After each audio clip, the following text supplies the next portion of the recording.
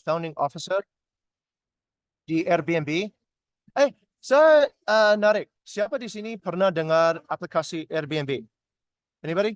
If you guys have ever heard of Airbnb, just raise your hand. Okay. Oh, good. Randy pernah dengar, yeah? Okay. And Aldean. Okay, good. We have people who've heard of Airbnb. Airbnb is a platform dari seluruh dunia. Platform yang kalau Anda punya rumah atau punya anything, space, punya sofa aja, bisa daftar di Airbnb dan tamu seluruh dunia bisa menyewa rumah sampai sofa, and they can pay you to stay in your house or a hotel or whatever you have. Okay, so it's a very, very wide platform. Siapa di sini pernah dengar merek Aman Resorts? Ada? No? Okay, so Aman is actually a very, very exclusive brand, yeah? Actually, sebenarnya ada satu Aman di Jogja. It's called Aman Jiwo. So Aman Jiwo mulai dengan about 50 juta per malam, right? Untuk tinggal satu malam di sana mulai dengan 50 juta. So it's generally a hotel for billionaires. It's generally a luxury resort for very, very wealthy people. So if you guys heard of it, maybe your families are very, very rich and you stay and have holidays in an Aman. So anyways, saya pernah kerja di sana 3 tahun dengan project management. That's me over here. I'm standing in the hard hat, and that's my background. Oh, fun fact. So mungkin ini generasi udah terlalu jauh, but this is a Bollywood movie. Okay, so this is bioskop Bollywood dari India. Ini dua bintang besar di India. So these are 2 big Bollywood movie stars, Hrithik Roshan and I forgot the other guy's name. But can anyone see me? I'm famous. Saya pernah muncul di bioskop. I have appeared in a legendary movie. Can you see me? Anybody? I'll keep this running. Okay. Celana pendek merah. That's me. You see? Yeah. Awesome. So saya pernah famous. But that was a long time ago. That was almost 20 tahun lalu. Okay, now I'm more famous for being an UGM speaker. All right, anyways, let's begin. But before I became CEO, saya juga jadi karyawan. I was an employee at Airbnb and I was an employee at Aman. And I learned from very, very good mentors yang orang mengajar saya bagaimana membuka webcam during a meeting. Yeah, that's one salah satu contoh.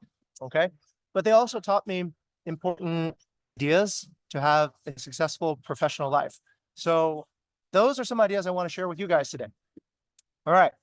So kenapa kita ke UGM?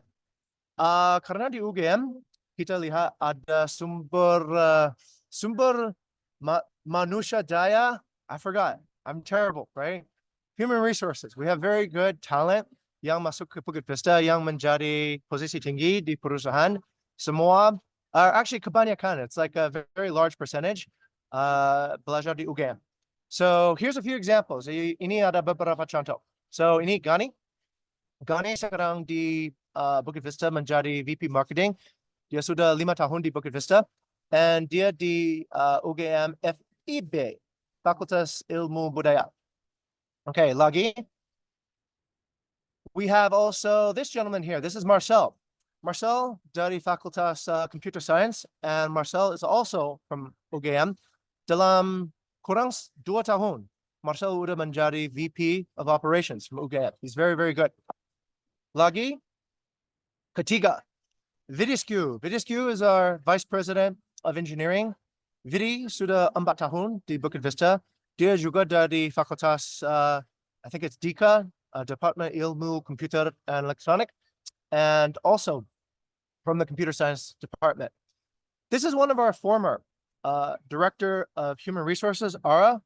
Ara was also from UGM, and dia kerja sepanjang 4,5 tahun di Bukit Vista. Okay, and baru-baru ini kita ada Hafiz. Hafiz juga dari UGM, and he's been working here for sepenuh 1 tahun. And he's a digital marketing specialist. Now, that's why we're here. Karena Bukit Vista sering lihat ada talent yang sangat kuat di UGM. dan kita berpikir this is worth our time to share information, share knowledge with mahasiswa yang ke UGM biar hopefully this is good professional foundation. And maybe one day we can hire you also and bring you into Bukit Vista as one of our team members to change the world and inspire to life. Okay, all right. Itu sudah cukup, right? So now you know who I am.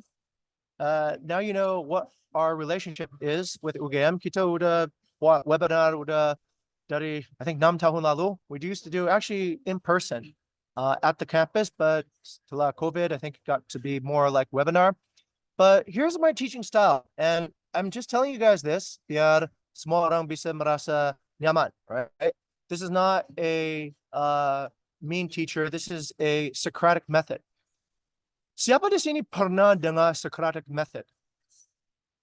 Anybody? No. Okay.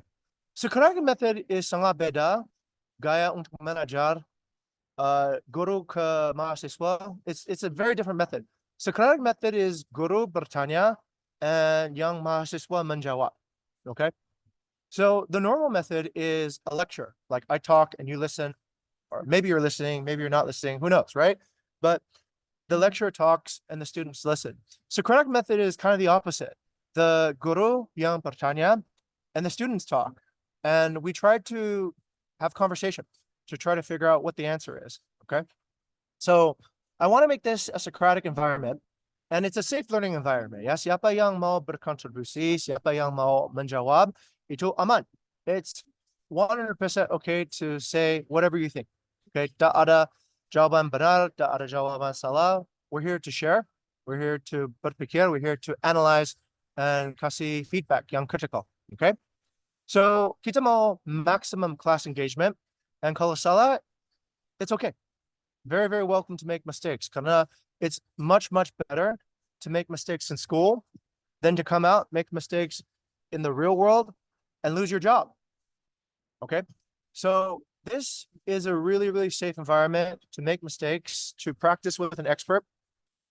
I think I'm an expert, right? I think I know what I'm talking about. And you don't need to look good to me. You don't need to look good in front of your classmates. You need to focus on learning. And you should also get comfortable learning from your classmates. Yeah, you should listen to each other's feedback and analyze. Okay, sound good? Okay, this is sangat exotic, I hope, right? This is a webinar beda sekali daripada yang webinar yang bosan, I hope. Okay, this is going to be a dynamic webinar. Okay, kita bisa mulai. Who are you? Saya belum kenal dengan siapa-siapa, right? So let's try to figure out who are you. Let's see. Let's pick somebody. Mungkin Francisca. Francisca Dix. Hi, Francisca. How are you doing? Hi. Okay. Francisca, can you tell me, who are you? So what's your background? Anda sudah tahun berapa? And maybe you can tell me a little bit more about you. I'm a student in first semester and I want to learn about how to manage property in Indonesia and give me some ilmu. Saya ingin belajar tentang skill. Okay, excellent. Okay. Thank you, Francisca, for being our first person to introduce themselves. Congratulations. Okay. Everyone give a hand for Francisca, yeah? Give her a hand, give her a hand. Hey, if you don't give Francisca a hand, if I call on you later, nobody's going to give you a hand either, yeah? You need a lot of selling, encourage each other, okay? All right. Next, let's go to Edmund. Edmund, who are you, Edmund? What year are you? And are you a property management student as well? What's your background, sir? Hello, my name is Edmund. I'm 20 years old. This is my third year in UGM. Okay. What I hope to learn today is I want to manage property in Indonesia efficiency to get a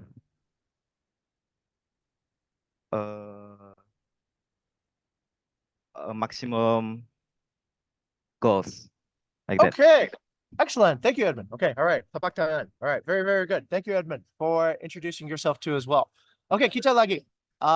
Mungkin Suhaima. Suhaima is my host and moderator. Suhaima, what's your story? Apa cerita dengan Anda? Hello, I am Suhaima, and this is my first years in Universitas Gajah Mada in Wow. majoring management property.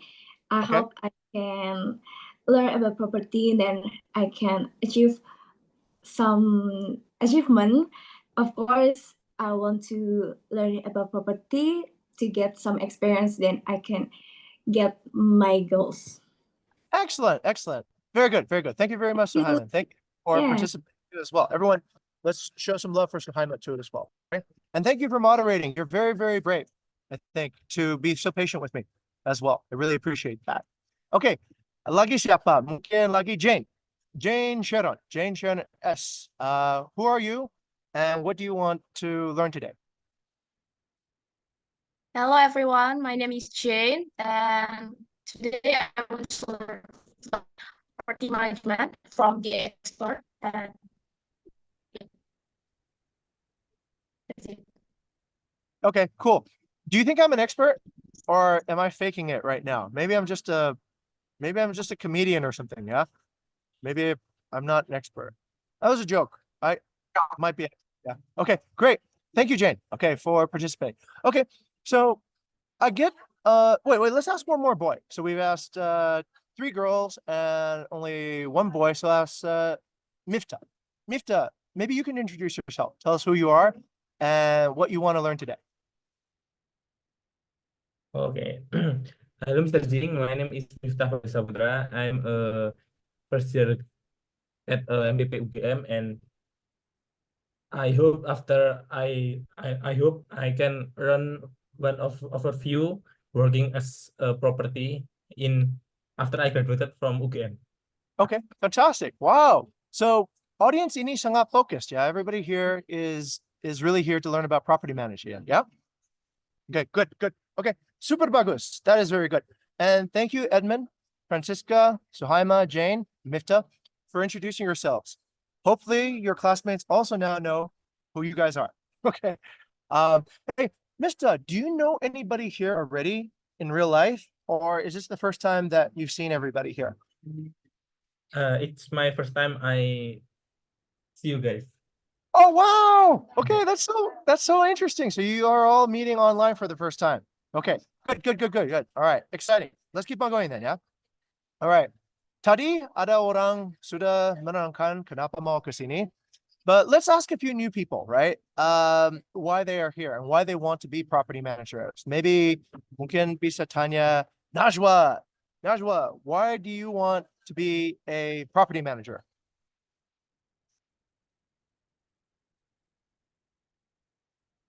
Najwa Ataitu Fauzia. Yes, you. I see you.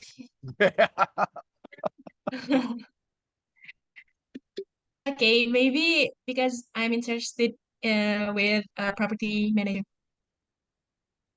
Okay. But why? Kenapa? Be mm,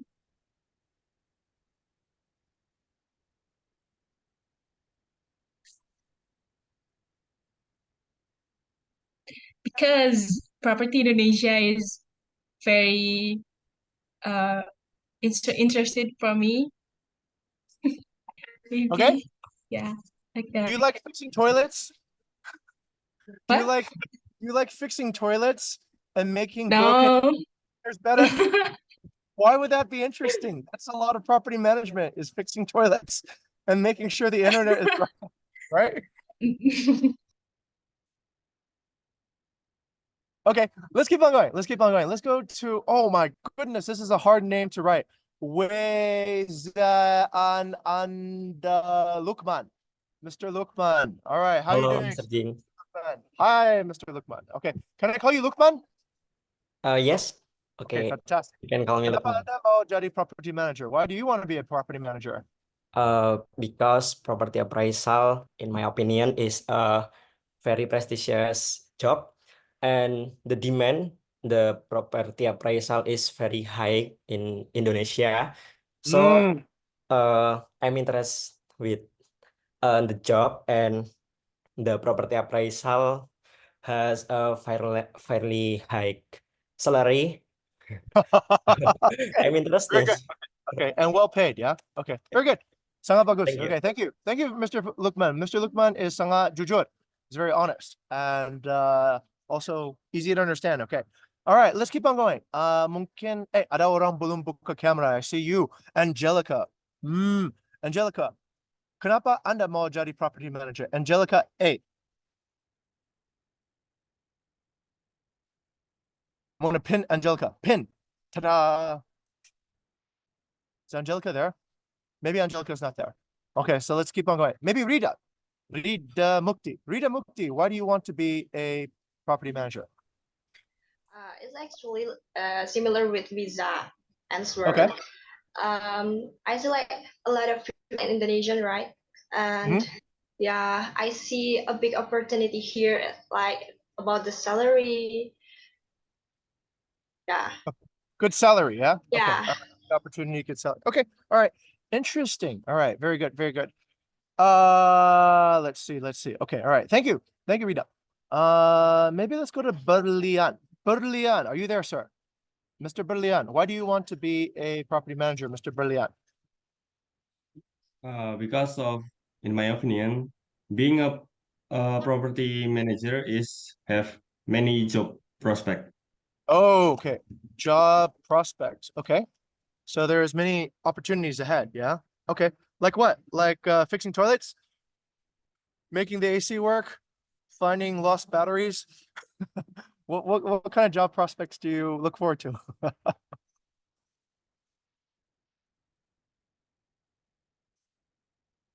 No, that was a joke. That was a joke. Young serious. But what kind of job prospects do you look forward to? Like career progression, or just ada sempat untuk different industries? What do you mean by job prospects, sir?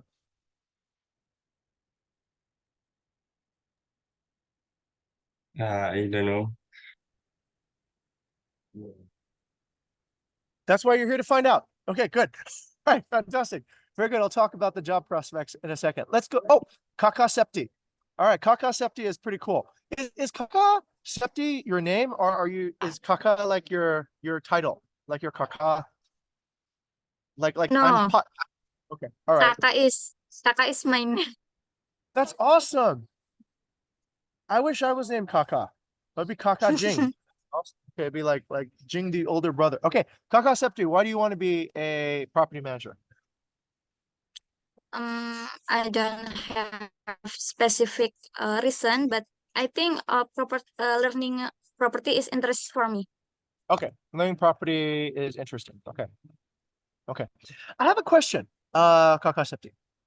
When you think of a property, what do you think of? Do you think of an office building? Do you think of like a skyscraper? Do you think of like a mall? What happens in your mind when you think of a property? Yes, like a mall and school, like this. Like I never thought of a school as a property. That's a funny thing. Yeah. Now that I think about it, yeah, somebody needs to manage the school building. Okay. Oh, okay. Whole time, yeah. I learned something from you today, Kaka Septi. Okay, very good. All right. Okay, so now we have understood why at least the people with their cameras on want to be property managers. So thank you. Thank you for your contributions now. That's good. Now I have a better idea of what's going on here. Okay. Are you guys ready from some hard work? Okay, now this is the hard part. This is the bagian yang sedikit lebih susah. Okay. So this is what we call a case study. Okay, so kita udah kenal. We already got a little bit of everyone's background. Now we're going to talk about a case study. Oh, Shaylin, thank you so much. Yeah, this is great. Shaylin, if you kindly be my secretary and you can write it down that way. Karena saya punya satu layar, yeah. If I have to do the Canva and then back and forward, it's a little bit hard. That's why I lost all my hair. Stressed out too much. Too many things to take care of. That's a joke. But okay, anyway, since people are not laughing, means my humor is not localized to Indonesian humor yet. Okay, anyway, let's talk about a common problem. Ya, kita sekarang akan mulai dengan berbicara dengan satu situasi yang sering terjadi in the dunia property management. Okay, So let's say you have this. Let's say you have a hotel. Okay. Maybe this is a Bintang Tiga or Bintang Amba hotel. Right? Tamunya sangat kecewa, sangat marah because there is a masalah yang terus akan terjadi, a recurring problem. Okay. Dengan AC. The real problem is the AC is broken and it doesn't really work. So no matter how many times you fix it, it doesn't really get fixed. Juga karena AC rusak, itu catnya sedikit berjamur lagi. Okay, so it's kind of moldy and not very good. Tapi pemiliknya, your boss does not want to pay. Dia tak mau bayar untuk mengganti atau repair anymore. So hasilnya tamu yang masuk tiap hari terus complain. Now, let's do an analysis. What can you do in this case? What should you do in this case? Okay. Kita mulai dengan opinion di Randy. Randy, what do you think? What can you do in this particular challenge if you have this situation? What to do? Maybe we can negotiate to the owner. Okay. Yes. Because okay, I think Okay. Negotiate with the owner. Interesting. Okay, good. Let's get started on that. I think you're on the right track, Randy. Let's go be deeper. Let's go over to Hilmi. Hilmi Zaki. Hilmi Zaki, bagaimana kita bisa bernegosiasi dengan pemiliknya? What's our plan? Well, how should we negotiate with the owner? For me, I don't see a reason why the owner wouldn't fix the problem. You haven't been an owner before, have you? I don't think the owner is that competent in property. Yeah. Why does he not want to make money? Okay, very good point. Very good point. Okay. Mr. Helmy has a very interesting idea, which is why does the owner not want to fix the problem? Is the owner stupid? Okay, let's ask that question. Let's try to figure out, is the owner stupid? Kaka Septi, what do you think? An owner that doesn't want to fix this problem, is it because they're stupid? They don't want to make money? Or is it something else, you think? Could it be something else? What do you think, Kaka Septi?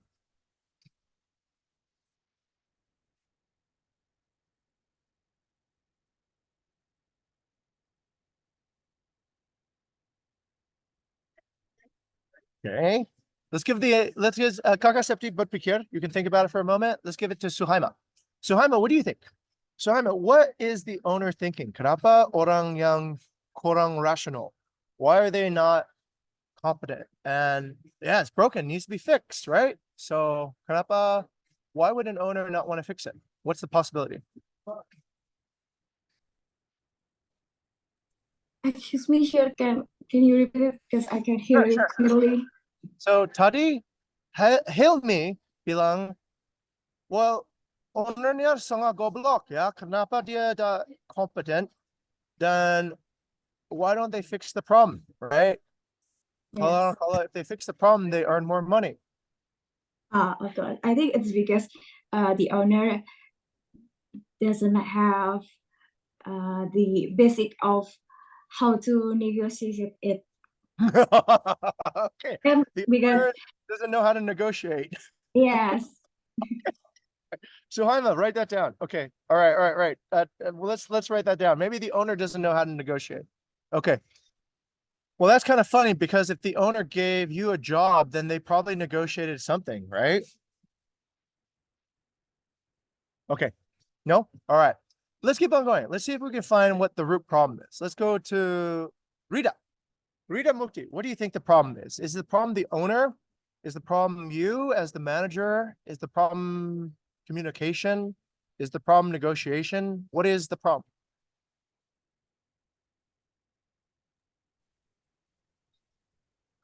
I think it's the one way to manage the budget. So Okay. strategy. Now we're talking about budget. Okay, good. Tell me Yeah. more about budget. What do you know about budget, Rita? About the money to spend one and other things about the villa, I think. Okay, budget. Okay, very good, very good. Why do we need a budget when we talk to an owner? Why is it important to have a budget, Rita?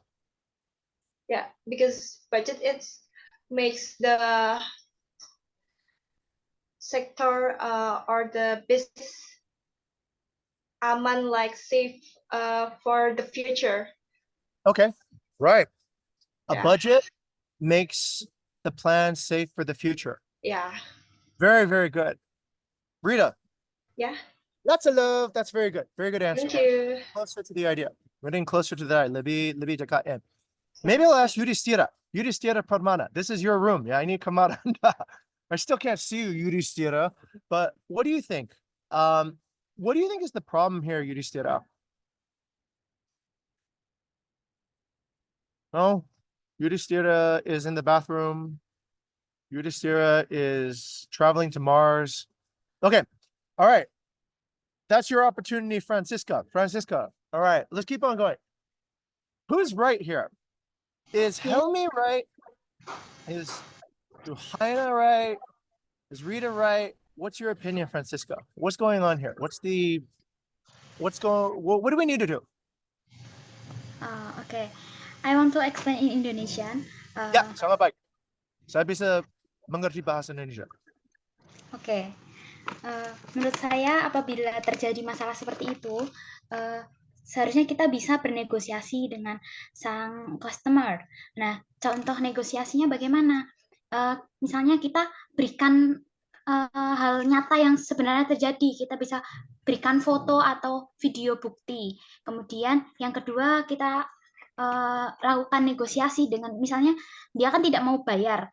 Nah, kita buat harga sewanya itu lebih kecil. Misalnya begitu. Bagus. Dikurangi sewanya, ya. Okay. Jadi Very good. mungkin mau membayar. Okay. Super good. Super good. Kita kalau ada sempat untuk negosiasi, kita datang dengan bukti, right? We should come with some evidence. That way people will understand what's going on. Okay, let's keep on going. Lagi siapa belum? Jane. Mungkin Jane. Yeah? What do you think, Jane? What's going on here? Who's right? How do we negotiate? I think we can kind of see negotiation is probably the right way. What do you think? Should we negotiate with the owner, or should we think the owner is an idiot? I think we should do a negotiation with the owner. Okay. If we go back to Hilmi's answer, I think the problem is the manager, because the manager's job is to managing the property well, but the problem is the air conditioner is not working good, and there's a moldy paint, and I think the owner doesn't want to pay to replace or repair it because they angry, or they want the manager to know that it's your fault. That's it. Okay. All right. Interesting. Interesting. Okay. Very, very good. Very good. Okay. We're getting closer. We're getting much more detail now. All right. Let's go to Lukman. Mr. Lukman, what do you think? What's your opinion in this discussion? In my opinion, what should I do when my owner does when to pay to replace or repair that? We can explain to my owner that worst impact when the owner does one tidak mau untuk membayar atau memperbaiki itu. Jadi worst effect yang bakal terjadi, misal nanti tidak akan ada customer yang mau lagi, so Right, benar. kita akan kehilangan benefit, kita akan rugi, dan nanti kita bisa negosiasi dengan owner kita bahwa Pak, kalau misal tidak diperbaiki nanti Bapak akan rugi sendiri dan malah akan merugikan perusahaan, seperti itu. Betul. Okay, so you do a comparison, ya? Dibandingin kalau ini if you don't spend money with this small problem, nanti the loss is lebih besar, ya? So that's comparison. Yes. That's very strong, Mr. Lukman. All right. Let's kembali ke Mr. Helmi. Mr. Helmi, what do you think now? still the same opinion or sedikit beda sekarang? I think when it comes to budget or the money, Hmm? I think it's the owner doesn't have a good money management. Yeah. Okay. Okay. Yeah. Oh, Furkan, you raised your hand. Are we Yes. running out of time? No, because I see there are actually two people, two of our friends have been giving the answer on the chat. I would like to call them if Oh, yeah, you'd yeah, like. sure, sure. I didn't see that. Okay, all right, thank Yeah. you, thank you. Yeah, good. So I AC would, provider. Mick, wow, thank you. yeah, Michael Davis. So Michael Okay. Davis, I believe Yeah. he gave an interesting answer on the chat. So Okay. would you like to share it to our CEO, Jing? So basically, what we are talking about is actually Very good. the Sangat property bagus sekali. management. Uh-huh. The property manager should be known that there is some agreement that we have been made before. Yeah. And if I read about this question of this study, it's the best solution only like maybe if the first thing that we can do is we call the AC providers. Is there any guarantee over there or no? Yes. If not, and then we can see, is there any budget that we can spend for this Very good. repairment? If Very good. not, then the last option is we can also give some discount for the Okay. rate price. So Wow. I think that's the best solution and the best answer for me. That is actually a very high quality answer, Mr. Michael. Okay, this is the first case. So we're going to try to conclude it right now. Okay, thank you everybody for Yes. participating. So let me analyze this as an expert. Mr. Helmy. Okay. Mr. Helmy, you gave a very dangerous answer. And your answer is dangerous because it lacks empathy and it lacks accountability in your role as a property manager. Certainly, an owner's job is to pay for things because they control the money. It is not up to the manager to pay for certain things. That's not the manager's job to take money out of their own pocket to pay for anything.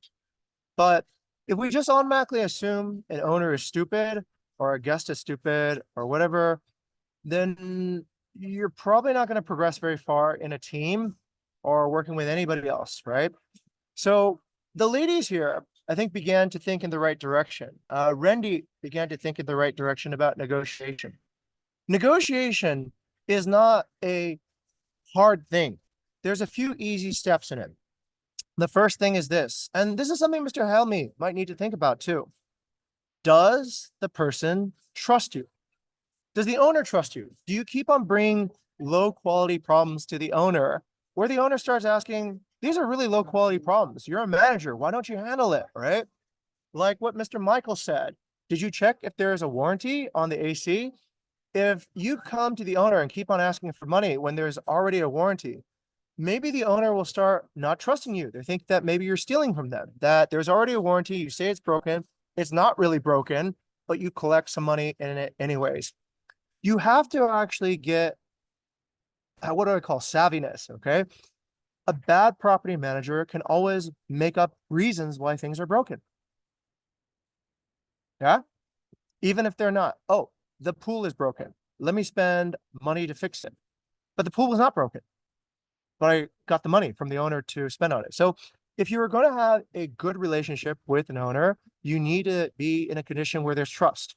And the other thing I thought that was very good was, I think it was who brought the idea of Bukit. Somebody said that we need to bring evidence. Francisca, very good. Yeah.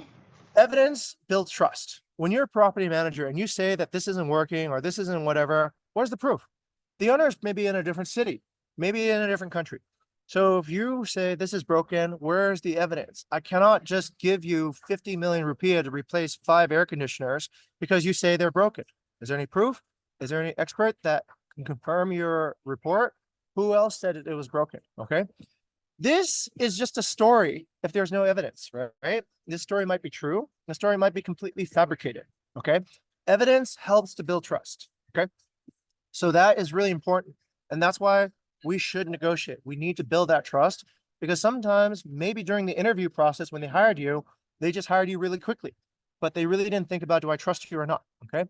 So this is your moment to demonstrate you can be a trustworthy property manager. All right.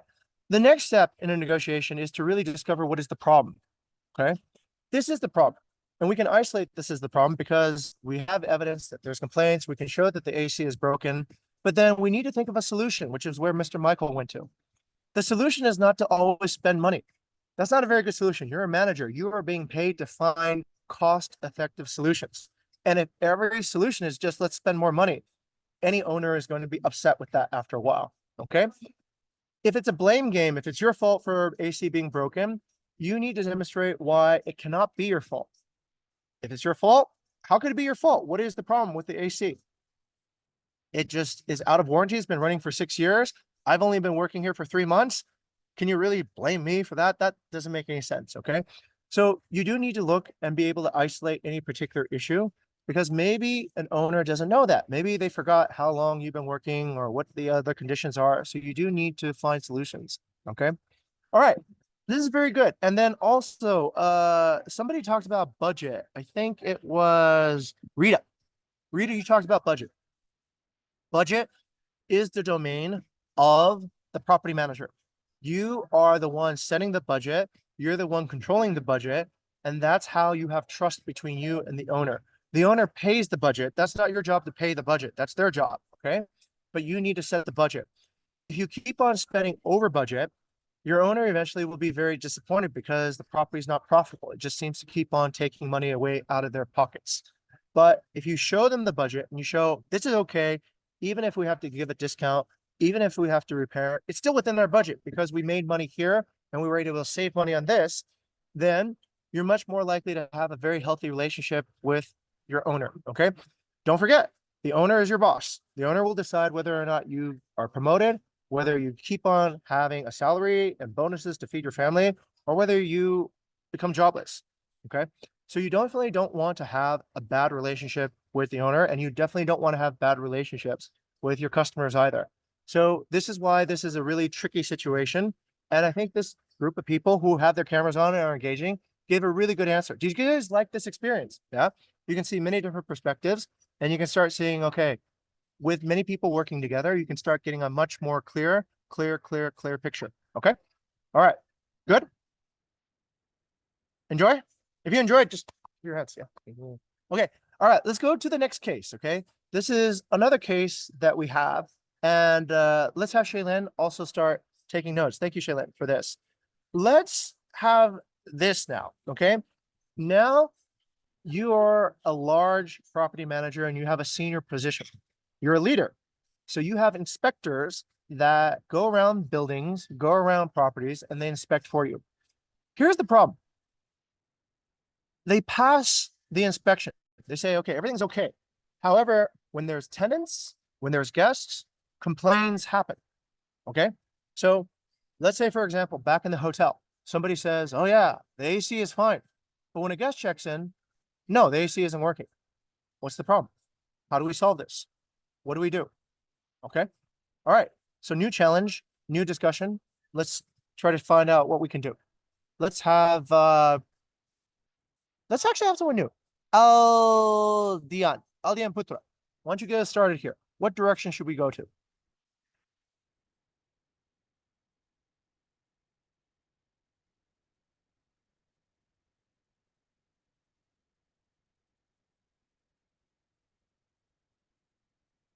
Okay, I think Mr. Alian's internet might have cut out. So maybe let's start with Mifta and give your classmate some time to recover there. Mifta, what would you do?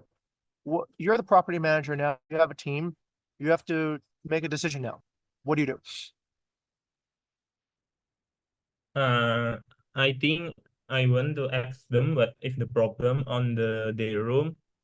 Yep. And I want to make sure what the terrible room in their and customers' opinion. Okay, very good. Very good. Okay, so you're going to go down and investigate and get evidence from the guest what the problem is. Okay. Yep. Okay, good, good, good, good. That's a good start.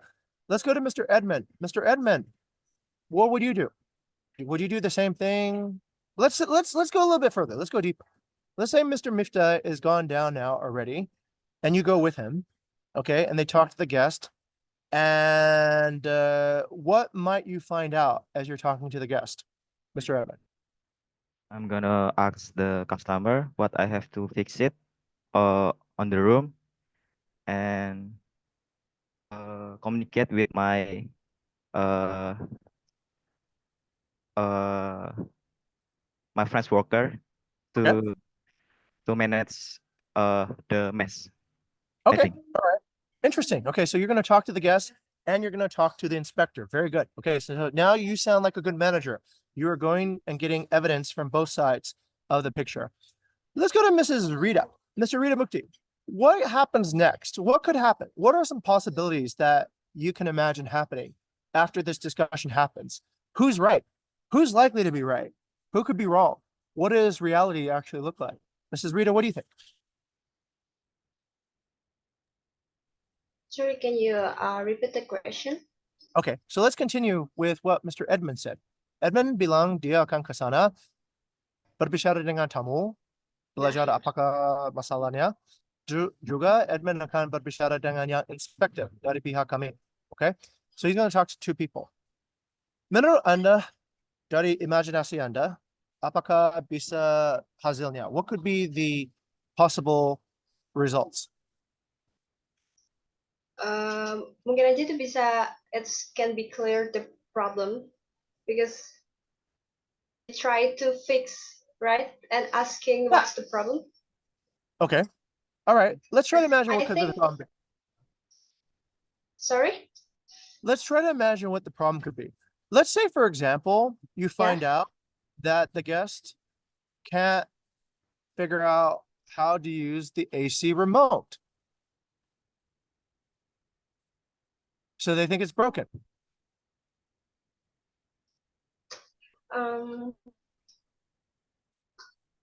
I think that the first thing that we should, if the AC remote is broken, first of all, we should do is calm the customer. Okay, very good. And I think it's like giving others option. Okay, good. And fix it soon and say sorry, of course, as the basic manner. Good. Okay, so that's important, right? So oftentimes when we have a problem like this, maybe we think it's the inspector's problem, right? Oh, they didn't do a good job. It's the guest is correct because the guest is important, right? But maybe the guest doesn't know how to use the remote. Maybe they pressed the wrong button. Maybe they're very old or they're very young and they just don't simply have the knowledge on how to turn on an AC. Okay. Maybe the problem isn't the AC. Maybe the remote doesn't have any batteries in it. Okay. And it just doesn't work if you don't turn it on. So what if you then call the owner and say the AC is broken? And then they repair the AC when in fact you're an idiot and you just needed to actually change the batteries, right? That would make the owner pretty angry, wouldn't it, Helmi? Yeah. Why did you fix the AC when it was just the batteries that were broken? Okay. So anyhow, this is why it's really good, Edmund, to go down and collect more evidence when there is actually a problem. You need to listen to both sides of the story. Okay. What is the guest side? What is the inspector side of the story? Okay. Let's continue. Let's now assume the guest is right. The AC is broken. Okay. The AC is broken, but it was inspected and it passed as working. Now what do we do? Okay, Mrs. Najwa, our turn to come back to you. So now we have a different situation now. We have a case where the guest is correct. The AC isn't working, but the inspector gave a passing grade to the inspection. What do we do now?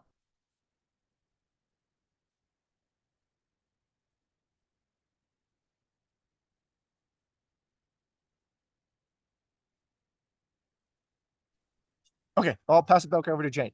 Mrs. Jane, what would you do? So you have an inspector that passes, but the guest is correct. It isn't working. Well, something really broken about it.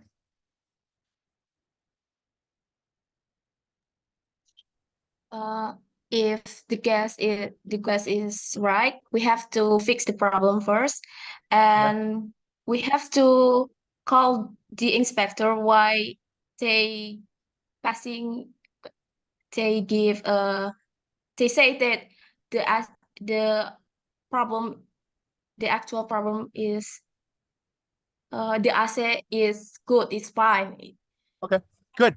You are thinking correctly. You're prioritizing the guest comfort and enjoyment first, and then you're dealing with the less urgent problem later. Okay. But let's do this, because you guys want to be leaders. You guys want to be people who manage other people. So you're going to need to make some decisions about people's careers. You're going to need to make some decisions about people's work now. Okay. So let's practice doing that. Mr. Aldean, is your internet better now? Let's go to you. Yeah. We found out. Sorry. Okay, no worries. No problem. We found out that the inspector has given a false positive that they had passed a AC that is actually broken. What should you do now as their boss, as the inspector's boss? To check whether if it's their first fault or it is they're doing a repetition and their fault. If they're doing it again and again and again, maybe we should fire him or doing some because yeah, we know we have to know that people doing their job right, and if they're not doing it right, then it's their fault, not ours. Correct. But Okay. we have to understand if it's their fault, the first fault they are doing it. We have to educating them whether how to do the job correctly and supervising it again, and make sure they don't make the same mistake twice. Excellent. Excellent. That's a very, very complete answer, actually. And I like that answer. Let's go to Suhaima. Ms. Suhaima, is there anything that you would like to add to Mr. Allian's answer? What would you like to say to support, contradict, or add to his explanation? I agree with Mr. Aldian that we have to apologize to the guest, and we should communicate to our inspector. Okay.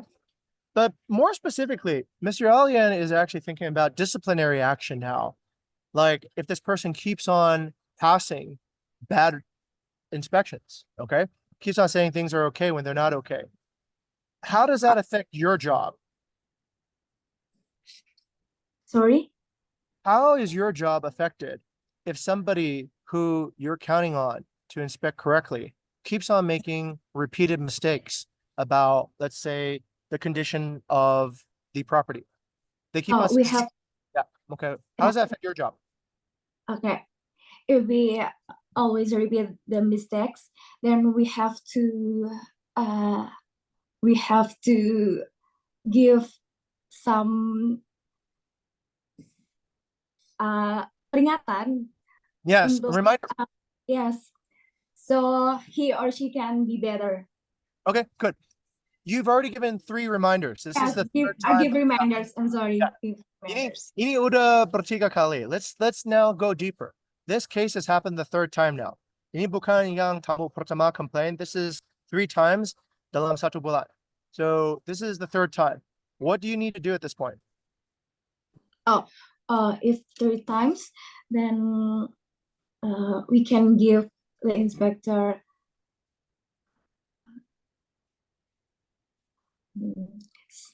seperti ancaman mungkin ya. Threat. Iya, karena Okay, sudah 3 alright. kali dilakukan gitu. Okay. All right. Funny. Okay. I'll quickly clean up on this one, but this is pretty good. This is actually a leadership, human resource. It's an upper management problem, guys. Okay. This is a condition you will face if you're in property management and you're leading people. If you're doing it yourself, you probably won't see this problem. But if you're leading a team and you have many people going out in your school, in the mall, in a building, checking everything, you need to trust the reports that they bring in. All right.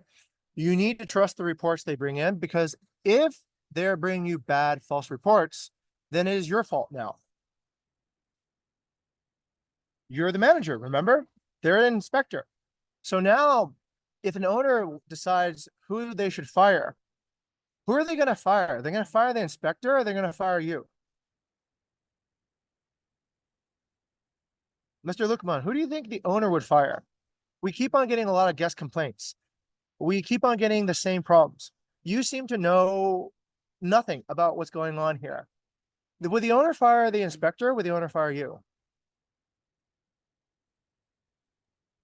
Please, you can repeat the the Let's say, question. so you work as a manager for an owner, right? If the owner keeps on seeing this problem over and over again, right? Upset guests, refunds, cancellations, more and more of these particular issues, right? Bad reviews, which are public. Do you think the owner will fire the manager or will the owner fire the inspector?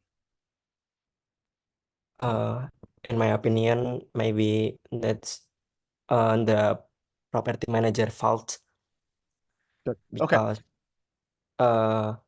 maybe the property manager can lebih memastikan kepada apa namanya kepada inspektor. Yes, very good. Kita sebagai property manager juga pasti punya tanggung jawab yang lebih besar karena harus memastikan bahwa pekerjaan mereka harus benar seperti itu. Jadi kita harus lebih detail lagi dan teliti lagi sebelum eh, kita membuka atau kita membuka bangunan itu seperti itu. Very good. Very good. Okay. Excellent. This is the manager's scope of responsibilities. This is not actually the inspector's issue because as a manager, you decide who to hire, you decide who to promote, you decide who to let go, who to fire. Okay. If this person, let's say, has been trained, has been well supervised, and they continue to not be able to do their job, it's either because they really don't know how to do the job, they don't have that capacity, or they don't want to do the job, which is motivation. Either which means probably a bad hiring decision. And when you make a bad hiring decision, it's going to cost money. The owner will feel it, you'll feel it. So most owners will be okay if you make a few bad hiring decisions because it is part of a business. Nobody hires perfectly 100% of the time. But if you don't do anything to correct that mistake, now that starts becoming your mistake, a long-term mistake as a property manager. And the owner will wonder, well, if you know that person's the problem, why do you keep on believing what they tell you? It's like if you know somebody's telling you lies all the time, why do you keep on listening to them? Okay. So this becomes a management decision. You probably have to give some preparation, some training so that an inspector can do their job. You need to give some warnings. You need to give some supervision. You need to develop a person because if you don't, then you're not a very good manager either. You're just hoping people will come in and magically know how to do their jobs according to your illusion expectations. So that's not good. But let's say you've done a good job. You've given people training. You've given them expectations. You made their role very clear and they keep on disappointing you like this. It's time to actually move on and give the opportunity to a new person, okay? Because if you don't, once upon a time, once again, this is your fault now, okay?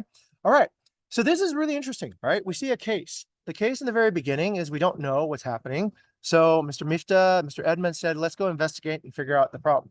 If the case is where the guest is not aware of how to use a tool or whatever to do, then that can be a very simple solution, right? Sorry, guest, let's get this thing fixed and do okay. If let's say the case is, let's say, a misidentification of the problem, right? Maybe your inspector only checks the AC, but they don't check the batteries in the remote, okay? Maybe that's your problem because you did not actually create a detailed inspection list for the inspector. So they did their job. They did pass the AC. The AC does work, but they didn't check the remote because that's not part of their scope of work, right? You have to remember as a manager, you might have to think a little bit more deeply than your inspectors. Your inspectors might be paid less than you. They might have less education than you. They might not have gone to UGM, okay? So maybe you need to make it very, very simple so that they don't miss anything. So in that case, you can't really blame the inspector. They did do their job. They checked out the AC, but it was the battery that needed to be replaced. And an AC remote that has no battery means the AC system still doesn't work. Okay. But then let's say you find out that that's not the problem. The battery works, but the AC is broken. The inspector knew that it was broken and they still passed it because it is just much easier saying everything's passed rather than saying it's not passed and then you have to go fix it and create a lot of problems, right? It's much easier to say pass, fine. I go back home, I sleep, I don't do anything, I turn off my webcam, and job done, right? Until a guest finds out. and that's not good. So you want to stop that kind of behavior too. Okay. So very practical case, very difficult cases to manage, but I think you guys thought it through. Okay, good. Like it? Yes? Okay, good. Let's continue. All right. Mr. Helmi, are you finding this interesting, Mr. Helmi? Actually, I'm finding this quite interesting. I could see both, not both, maybe all the perspective. Yeah, it's clear to me now. Yeah. You know why? Because of the teaching method. This is called Socratic method, guys. Socratic method is meant so that when you look at a particular idea, you're not looking at it from a single perspective. You're looking at it from the perspective of many people. That's why we do this. That's why you should turn on your webcam, because otherwise the room is kind of like not so creative. All right. Anyway, maybe one day the culture will change and we'll get ready for this new world. Okay. All right. How much time do I have? I think I already went overtime, right, for Con? Yes, but I think we can extend until 30 minutes. So you have 30 minutes left to present the whole of your presentation, including the question and answer. Okay. All right. Here. What I'll do is I'll skip case study number 3 because it takes a while for each case study, as you can see. So I'll skip to the next parts. Okay. All right. But this is just practice for homework. Okay. Think about this. If you're a property manager and you're a senior manager, you will need to compete with other property management companies in order to get the job, in order to get the offer to manage a building, a school, a mall, a hotel, whatever it might be. Okay. So what should you do? What should you do in order to be more confident that you will get that business? Now think about it and do it in your own mind. All right. But that is another very practical question for property managers. Okay. All right, we're through the hard part, right? So let's talk about career pitfalls, okay? Career pitfalls are basically myths that a lot of young graduates or people who are brand new into an industry believe because they've heard it somewhere, generally from somebody who didn't really know what they were talking about. So what I'd like to share are some career pitfalls that I went through, that my seniors went through, that people I know who are successful, they went through. And this will save you a lot of time, and hopefully it will accelerate your career much, much faster. Hopefully it will inspire you too as well. You guys ready? Okay. Number 1. Career mistake number 1 is choosing to do something because of money. Think of it this way. You can be anything you want in the future. You can be a billionaire, you can be a millionaire, you can take a very small job and not make much money at all. You have so much time in front of you, guys. You have 40, 50, hopefully 60 years in front of you. What is that time worth? It depends on you. It depends on the choices you make. What might seem like a lot of money early on in your career, when you get to be a little bit older, doesn't feel like that much. But if you made a choice to go into a particular pathway that seemed like it was a lot of money in the very beginning, but is wasting your time, it's not something you really like doing, it's just like pain and agony, you're following stupid people, your colleagues are just morons, you're wasting the most valuable thing you have, which is your time. Okay. So try as much as possible to do something valuable with your time. Try to give value with your time to other people, not follow the money. Okay. So that's career mistake number 1. Career mistake number 2 is very similar. I need to work in a big company. I need to have a big title. I need to look good to my parents so that they're proud of me. I need to look good to everybody else. Nobody really cares. I mean, maybe your parents care for about 10 minutes. Maybe they brag to their friends. Oh yeah, my daughter works at Gojek or Tokopedia or whatever. But the rest of the day, they go back to doing what they're doing, right? Go back to, I don't know, making dinner, driving around, going to the mall. They're not really thinking about that much. If you're in a particular place or job that you hate just to make your parents happy, that's a really, really bad career mistake. I did that. I went on my first job at a very big company and I hated it. My dad was so proud of me. He wore the t-shirt for the company I hated everywhere. I was like, that company is a piece of shit, Dad. I don't know why you're so proud of that company. It's because you don't work there. So all you see is the name on the outside. So that's career mistake number 2, is following a title, following a particular thing because it is just shiny. Okay, so now that I told you the bad news, what's the good news? What should you do instead? Well, you're very early in your careers. This is year 1, maybe year 2, year 3.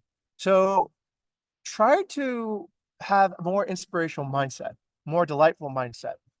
Try to think of it this way. Instead of chasing money, try to think of where there's long-term value. Try to understand where there's long-term value by understanding who you are. What is it that you do really well? Are you good at analysis? Are you good at creativity? Are you good because you're not afraid to challenge people? You could be a good supervisor. Are you good because people say, hey, look, you know, we really like you. You are really empathetic. You take care of people very, very well. Are you a good nurturer? Okay. Generally, if you just stop and think and listen, people will tell you what you're good at. People will let you know this is what you're good at. You are much better off focusing on what you're good at than what you're not good at. And sometimes it takes a long time. I'll share with you, everybody, a personal story. So my dad wanted me to become an engineer. He was like, you're going to be an engineer. Why? Because I was an engineer and I was able to go to America and I was able to get a job. I was able to get a scholarship because I'm an engineer. You should be an engineer. I was like, okay. So I studied math. I did really well and I became an engineer. Except the first job I got in engineering, I really didn't like it at all. 0. I mean, the work was okay, but the culture of engineering was just. And then the second job I got in engineering was also. So eventually, I found out what I really like is I like being around people. I was the only sociable engineer in my entire school. I liked having parties. I liked talking to people. I liked giving presentations. I like public speaking. Most engineers hate that. Most engineers would rather die. They'd rather spend 10 years in code prison and write software than give 1 minute to speak in public. But I was like the opposite. I would rather speak in public for 10 years and not do 1 minute of coding. So anyway, some people helped me discover that dealing with people was one of my strengths. And I had never really thought, oh, that's important, right? What's important is math. What's important is building things. Dealing with people is for people who can't do math. But it was not a really good use of strength, okay? So if you want to actually succeed in your career, try to really understand your strengths. Your parents might know, your friends might know. You might be the last person to know your own strengths, but ask them, what am I good at, okay? Once you know what your strengths are, then you can build long-term value. What does long-term value be? Think of it this way. Is there anything you own that you pay for that does not solve a problem for you?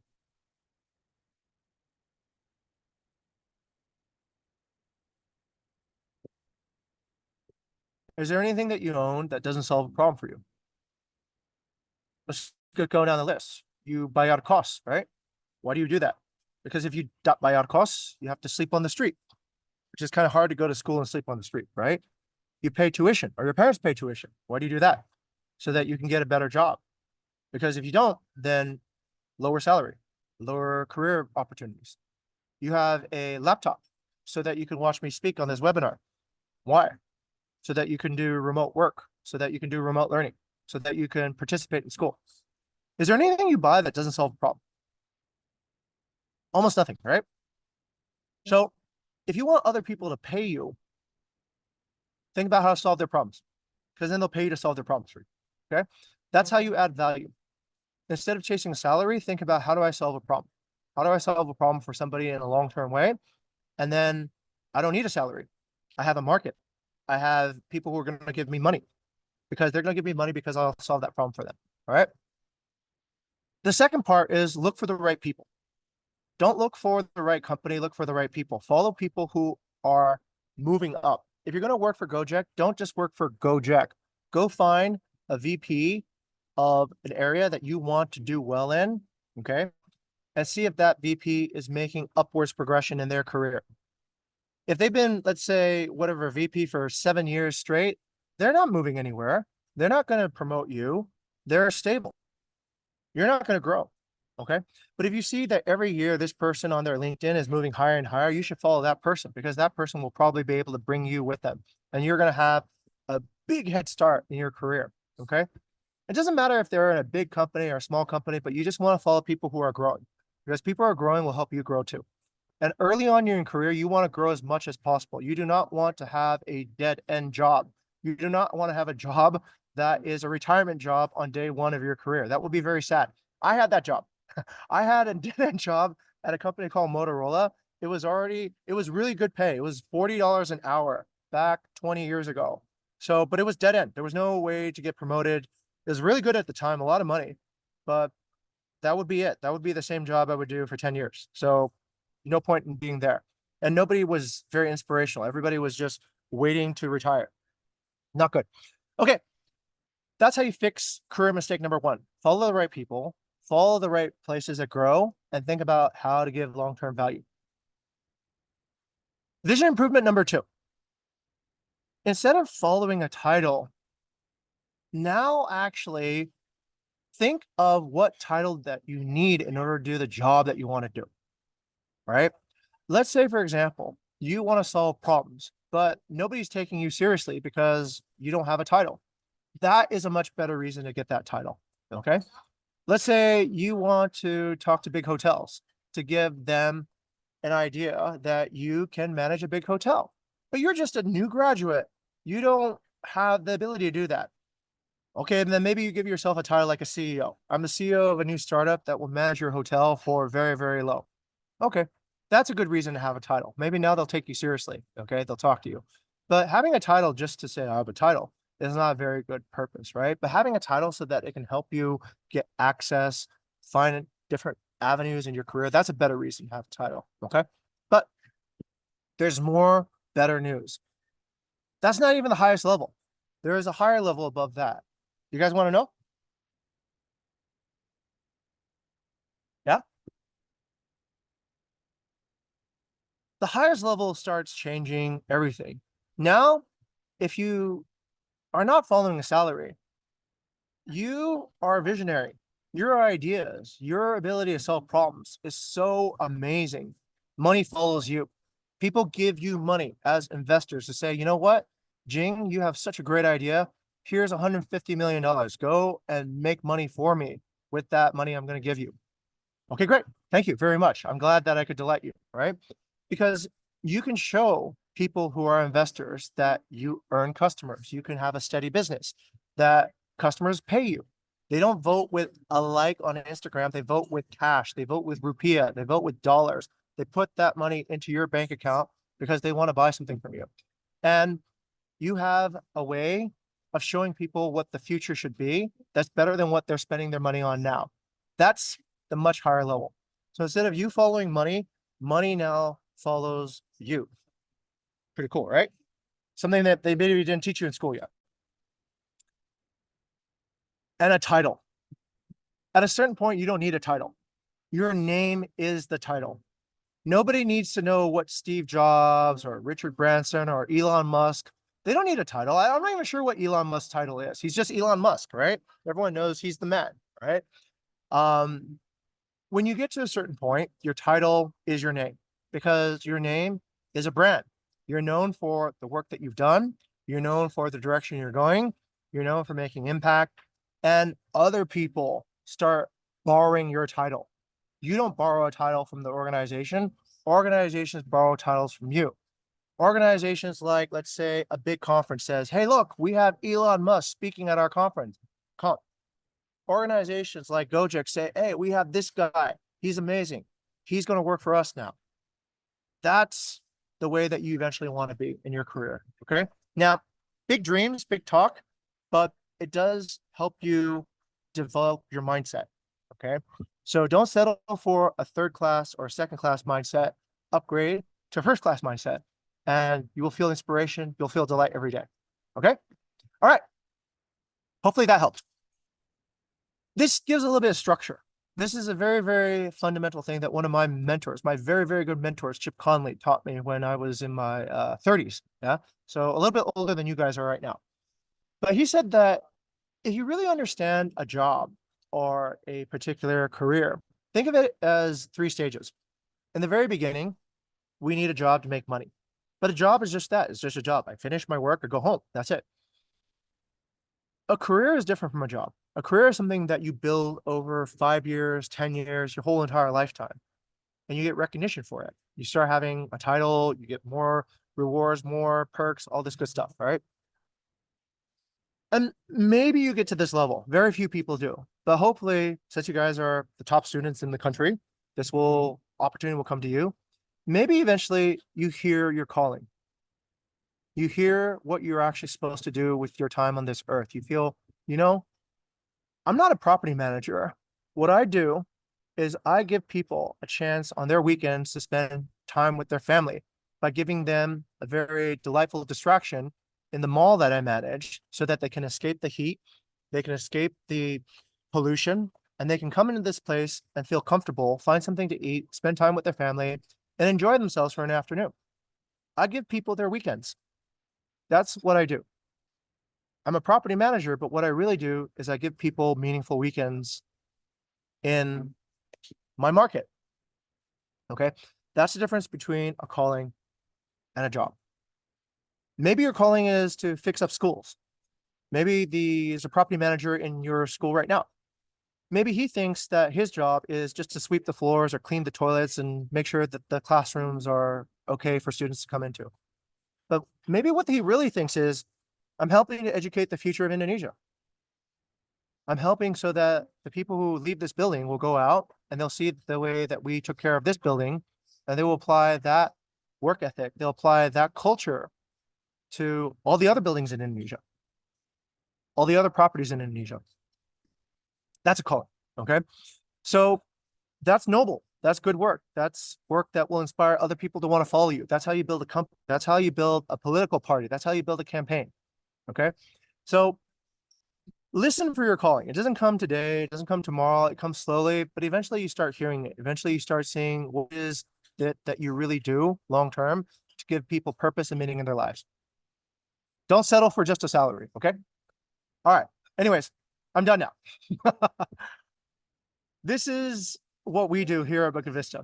So our mission, the reason what we do every day, and the reason I'm here today is to inspire delight. Hopefully I've inspired some people. Hopefully I made some people delighted. Now we started off a little bit weird, but hopefully you feel differently about me, about our company, about what we do at this point. We do this through innovating in hospitality by doing things that are new, such as teaching people a new way to learn on a webinar, such as starting a new culture of how to behave in a webinar, such as inventing new tools, such as making AI work for us, okay? We do this so that you can positively transform, because we, as employees, change the way that guests, and then we change the way that our partners who let us manage their properties also experience life so that they can also positively transform. That's what we do. That's the reason Bukit Vista exists. And I'm so honored to have this opportunity to share our reason for being around with the amazing faculty and the amazing students here today. Okay. All right, you guys ready for something fun? I'm going to show you what my desktop looks like. Okay, you guys ready for that? So I'll show you what the CEO desktop looks like. My office is pretty much on my computer. I'm in a cafe here in Ubud, but I can still do this webinar with you guys in Jogja because I have a really cool desktop. You guys want to see it? I'll show you kind of like what my office looks like. Okay. All right, here we go. So I think I'm sharing my screen. So let's go see the first thing. Let's go see if we can meet anybody, actually. So these are the employees of Bukit Vista, and they work in a virtual office on Discord. Sorry, sir. I think you Yeah. need to like change your share screen settings because it's only showing the full Oh, window. okay, Yeah. okay, right. Thank you. Thank you, Shaylin. Shaylin has exhibited one of our core values of helping others to help themselves. So if she didn't say that, then I probably would be here looking at everybody wondering, why is nobody understanding what I'm talking about? Okay, so let's see. Can everyone see Discord now? So you guys should be able to see the company. All right. And oh my God, it looks like there's a problem happening right now. You guys want to see a real problem that a property management company faces? I know because there's an escalation room here and there's a bunch of people here. Let's see what they're doing.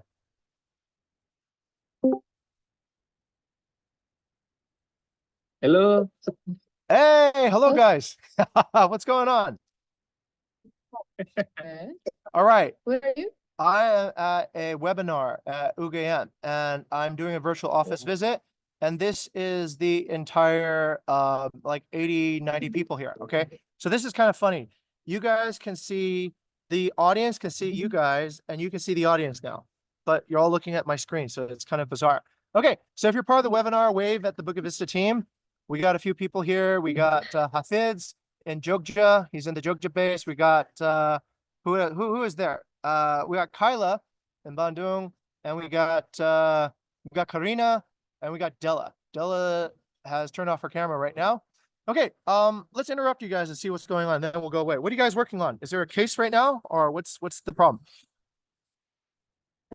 Actually, we just had a meeting Okay, with one of our partners, Okay. Valentina, the owner of the brand new villa, right. Kelimpahan dan Kekayaan. Yes, she's actually really she has her own preference related to the listing. Okay, So that's why I brought Hafiz in, our Okay. common advisor, to actually set expectations that while we want to accommodate her preference, we will also set up our guidelines and principles basically to make sure that anything happens in the future will be accommodated to the listing. good, good. So that sounds like a time to tune the business plan. So on the owner relationship side, if they want to keep on messing with the content, then let's downgrade their reliability for the investment. Okay, good. Let's show everybody Hafiz. Hafiz, wave so that the team can see you over there. Wait, I got too many chat. Okay, there. People I think could see Hafiz. Hafiz, what do you do at Bukit Vista? So I'm a content creator supervisor right now in Vista. So all the content that's related to the case side, I will Okay. supervise it. Great. Where did you go to school, Hafiz? I go to school in KM actually. Okay, fantastic. All right, good. Kyla, where did you go to school? I went to ITB, sir. Okay, fantastic. Karina, where'd you go to school? University. Cool. What do you do, Karina? I'm not that familiar with you for some reason. So it's probably because Kyla hasn't introduced us. I'm just blaming Kyla because I'm in front of a public audience, so I don't want to look like I'm wrong, which I just told everybody I am. But okay, anyway.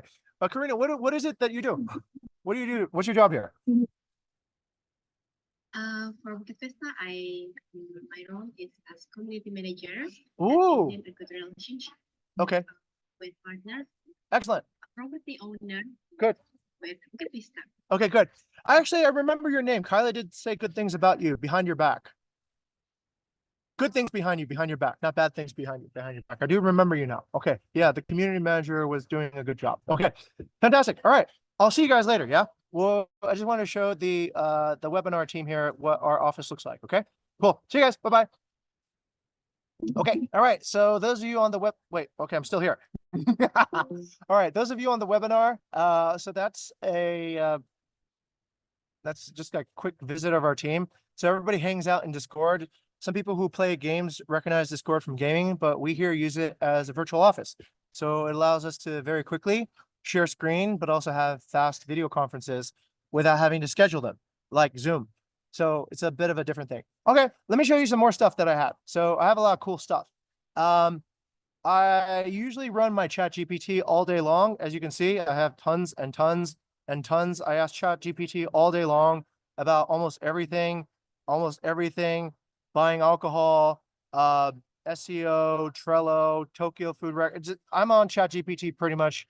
I'm like the #1 user of ChatGPT in Indonesia, probably. So anyways, that's ChatGPT. So I also have this. This is a company performance dashboard. This is built by our business intelligence team, and this tells us how much money we're making every day. So we made $300,000 in November. We made $383,000 in December, $359,000 in January. This month, we're making 277, and we have more money coming in the future. So that's good. This is our booking pace. Yesterday, we got 58, 52 plus 28, 90 bookings. A few days ago, we got like 100 bookings. So we're processing quite a lot of guests and quite a lot of revenue every day. So these are all the dashboard data and statistics about that.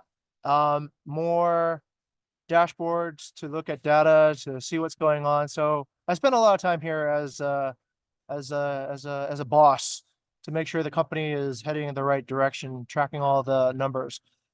Here's another cool thing that I look at. This is a heat map. This is used for advising investment strategy. This isn't a heat map. This is data engineering code.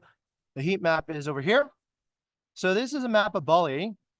And on my dashboard, what I can see is I can see what parts of Bali are popular. Big green circles means that a lot of good reviews have been left by guests on that area.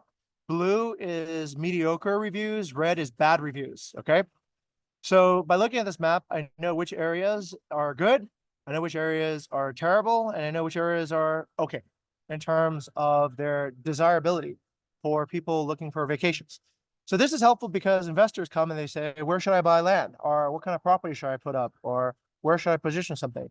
So with this data, we're able to help investors make those decisions. And somebody early on said, I can make a lot of money doing property appraisals. I have steady income, steady work. Yeah, it's true. People who do business intelligence here are paid good money to come up with business plans and figure out what to do. So that's pretty important. Okay, here's another tool that we use here at Bukit Vista. This is Miro. Miro is a collaboration tool that we use to do whiteboarding. So yes, Furkan, time to end, yeah? Correct. Okay, all right. So without further ado, oh, one last thing I'd like to show everybody. This is our application. This is cool. You have to see this. This is really awesome. This is our property management application. So this application is where we manage all our properties and we're able to track bookings, income, and our owners have this in order to see what's going on. It's awesome.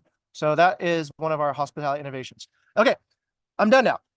Last thing last. So hopefully this has been interesting, but this is now your turn to give me a review. So Shilin, please drop the link for the review in the chat box. And if you've been with me this whole hour or hour and a half, this is your turn, your time to give back. Give me a review. Tell me if I did things correctly. bit.ly/BV Seminar 2024. Okay.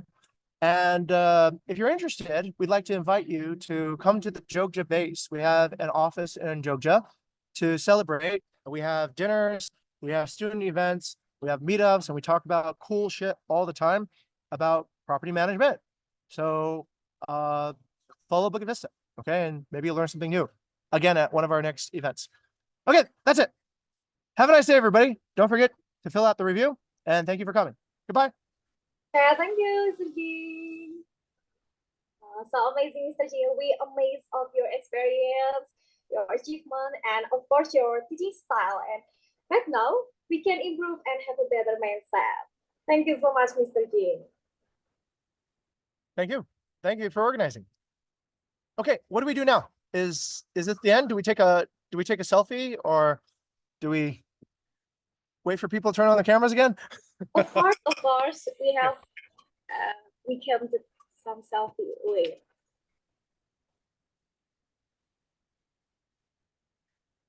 Oh.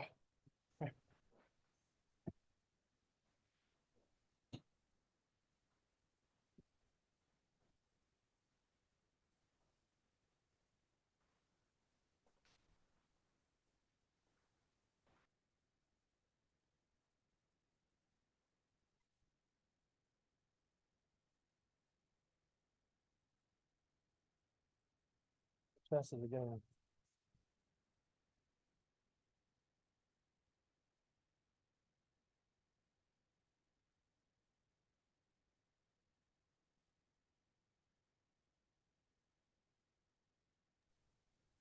Okay, I guess we have to, Suhaima, you lead me in this case. I don't know, when should we take the picture? So just call it, yeah.